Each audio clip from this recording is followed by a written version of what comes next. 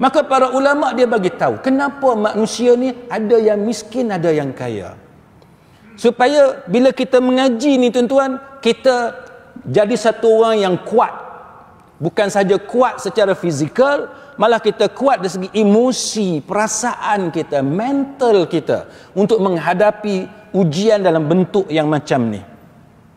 Baik, salah satunya yang disebut oleh para ulama, kenapa manusia ni ada yang kaya, ada yang miskin, sampai kita nak kena keluar zakat, kena pergi cari asnaf bagi pada fuqara, bagi pada orang fakir, bagi kepada masakin dan sebagainya. Kenapa kita ada ruang untuk kita bersedekah dan sebagainya, macam-macam.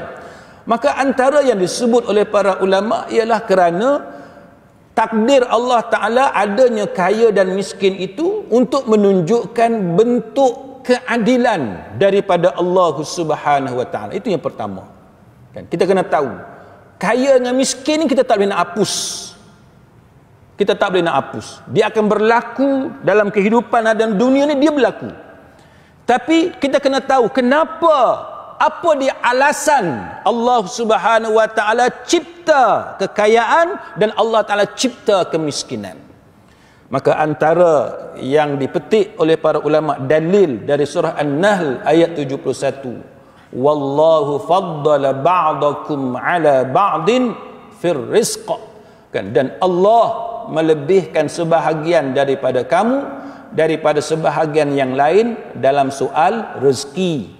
Allah Ta'ala sendiri dia bagi tahu, dia lebih, dia bezakan. Tak sama, tuan-tuan sekalian, tak sama. Dari segi rezeki tak sama. Ini antara yang disebut oleh para ulama sebagai bentuk keadilan Allah. Baik, kita tengok macam mana yang dikatakan bentuk keadilan Allah. Surah Asy-Syura ayat yang ke-27.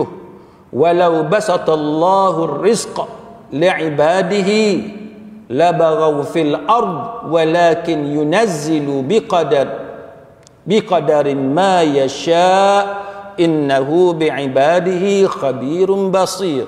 Dan jikalau Allah melapangkan rezeki kepada hambanya, tentulah mereka akan melampaui batas di atas muka bumi.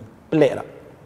Allah Ta'ala kata, kalau Allah Ta'ala lapangkan rezeki, walau basatallahu rizqa li'ibadihi, bukan kata hamba tu bila dia dapat banyak rezeki dia makin syukur, tak. Bukan kata bila hamba tu bila dia dapat rezeki dia makin kaya, dia makin senang, banyak nikmat, dia makin tunduk akur kepada Allah. Tidak. Tapi ayat ini Allah Ta'ala cerita dekat dia akan melampaui batas. Itu alasan yang Allah Ta'ala bagi tahu kepada kita. Kenapa dia ada ketikanya dia tak bagi rezeki kepada manusia. Sebab manusia ni perangai dia bila bagi lebih rezeki, dia jadi melampaui batas.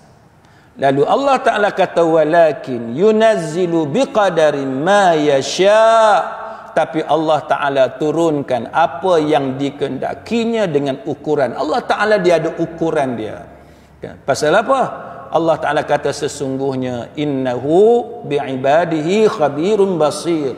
Sesungguhnya Allah Ta'ala ni dia maha mengetahui keadaan hamba-hambanya, lagi maha melihat. Baik. Ulama dia ulas macam mana?